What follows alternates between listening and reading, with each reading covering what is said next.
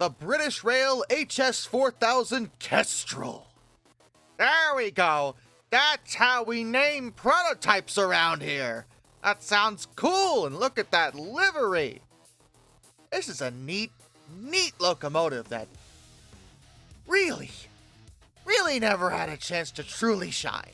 She was a prototype high-powered mainline diesel locomotive and meant to be a technology demonstrator, to be fair, built for British Rail and potentially for even export orders. Her peculiar number, HS4000, is a combination of Hawker Siddeley, who owned Brush Traction where she was actually built, and the 4000 refers to her engine output, 4,000 horsepower.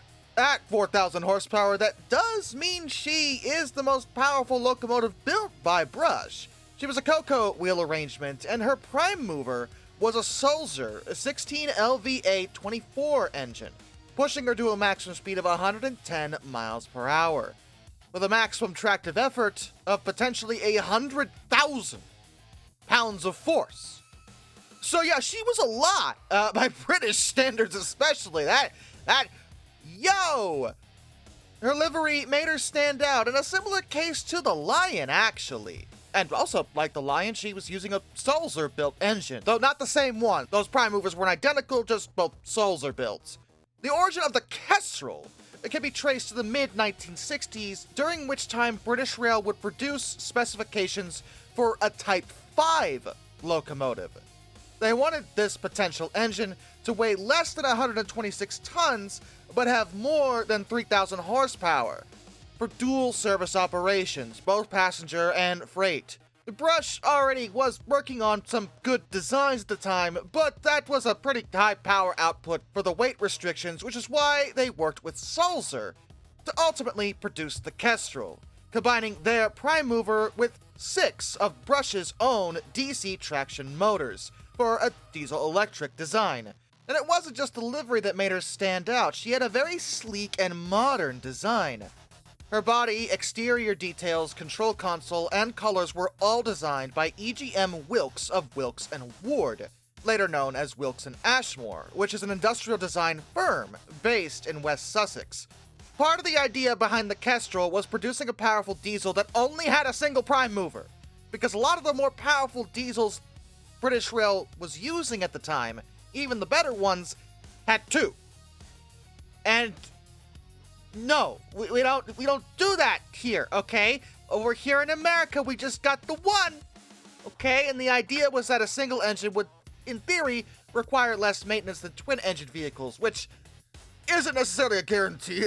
It depends on some other factors, but yes, ideally, you want a single large prime mover, not 2 within one singular locomotive, barring some weird exceptions, but again, generally speaking, you want 1. But they also wanted it to be powerful enough that they didn't have to double head heavy freights. They wanted this thing to be able to handle all that by herself. The Sulzer engine she used is a 4-stroke turbocharged oil-cooled design, with the oil itself being cooled by water in a heat exchanger, with the water therefore cooled in the radiators. And beyond that, a lot of really interesting and modern ideas went into the Kestrel. To transmit power to the rail via an electric transmission, Brush decided to utilize a brushless, ironically enough, salient pole 3-phase alternator connected to a rectifying circuit of 84 silicon diodes, which in total could provide up to 3,400 horsepower for electric traction from the diesel engine.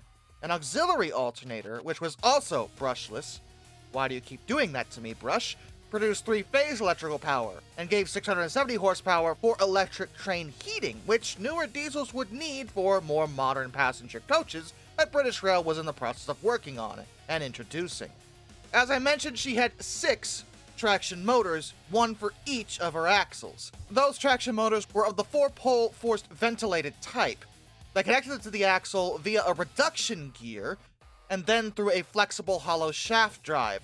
And she also had multiple different kinds of brakes, which again was a more modern idea.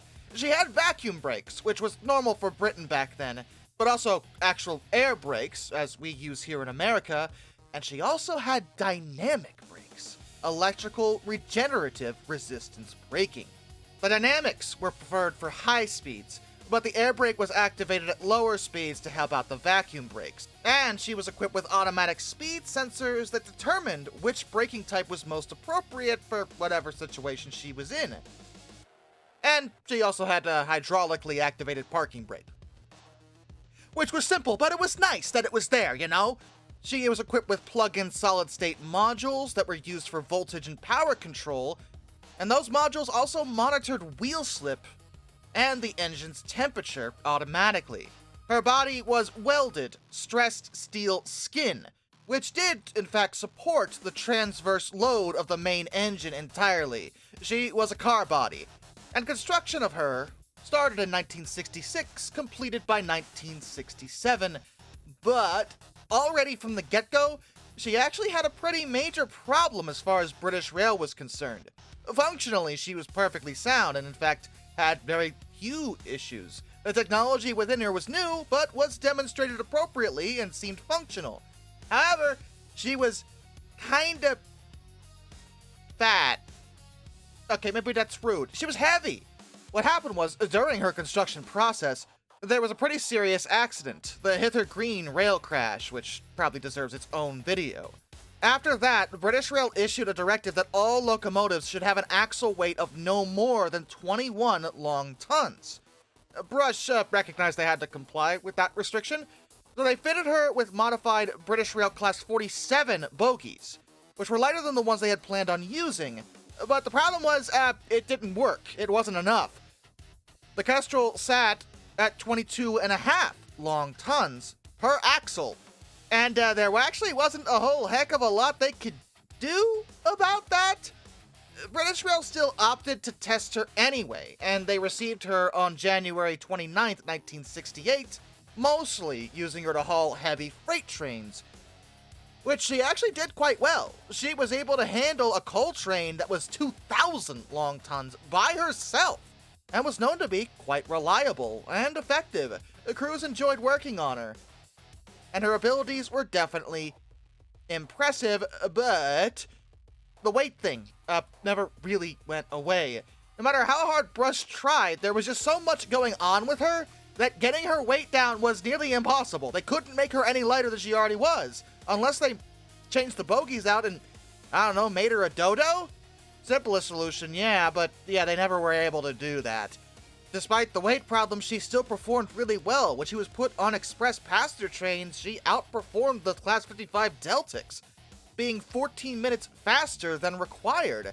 But British Rail was still too concerned about her weight. She was just too heavy for their liking, and as a result, she was pulled from service in March of 1971 and sent back to Brush for refitting. And then something very odd happened, especially for 1970s standards. British Rail decided that despite the Kestrel's ability, the weight thing was too much for them. They couldn't risk that. They felt it was an issue of safety. So they didn't want her back, and it was decided they were going to sell her. To who? Well, to those filthy communists, of course! Comrade? Yeah, in a odd display for the times, given it was still the Cold War, they opted to sell the Kestrel, who embodied a significant majority of their latest and greatest diesel traction technology, to the Soviets. Hey! Hey! Why are you talking to those filthy communists? How dare you? She was sold to the Soviets in 1971 for 127,000 pounds.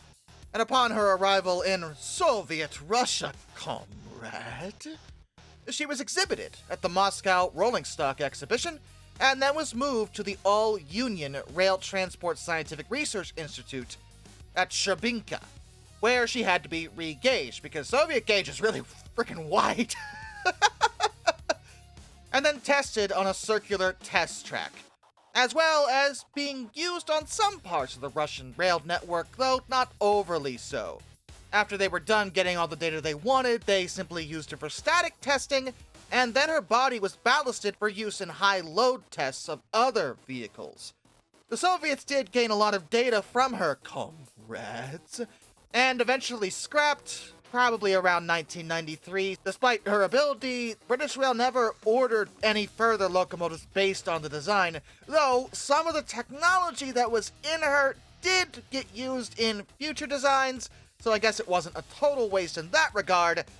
The Soviets probably benefited more from her, and a lot of differences were noticed when it came to British and Russian diesel design. For example, due to the fact that the loading gauge is much smaller in Britain, compared to everyone, basically, the cab windows were set too low on the Kestrel to be seen if the driver is standing in the Soviet Union. Comrade. The passages were considered too narrow for those manly Soviet people workers, comrade. The bogies were considered too large, which is an odd thing, but okay. The Soviets thought it was weird that the engine and the compressor were slung below the mainframe. And the stress-skinned construction that the Kestrel used was noted as not being really good at dealing with corrosion, increasing the susceptibility to structural weakening. Since she was a car body, the skin was load-bearing, and if it started to rust, it's a serious, concern of potential catastrophic failure. But the Soviets were super interested in her axle bearings, the traction transmission, and the spherical rubber metal joints in her suspension. Much of her tech was used to form the basis of, or to improve, further diesel locomotives constructed in the Soviet Union. Comrade. It's just such a strange story. You sold it to them, and they... Again, it feels like the Soviets had way more use out of the Kestrel than British did, and it's just kind of a shame that nobody took care of her in this story. I mean, look at her. She looks gorgeous. Even if you didn't order any more. And frankly, I'm still confused as to why you didn't, because she seemed to perform well. It was just the weight thing. If Brush could get the weight down, it should have been fine. But anyway, I feel like this belonged in a museum.